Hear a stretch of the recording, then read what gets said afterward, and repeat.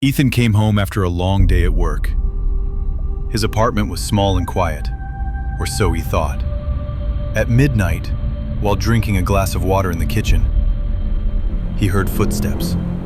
2 steps, a pause, then 2 more steps.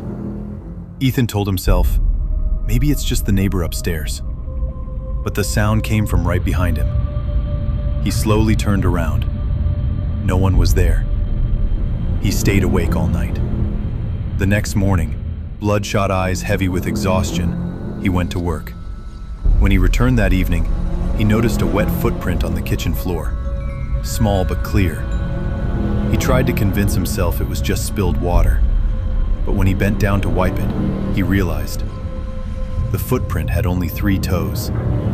That night, the footsteps came again. 2 steps, pause. 2 steps, pause. Then a low, raspy voice whispered right next to his ear. Now, it's your turn. Ethan ran to the door and locked it. When the police came the next morning, the apartment was empty. But written on the foggy bathroom mirror were the words, "We are always 3."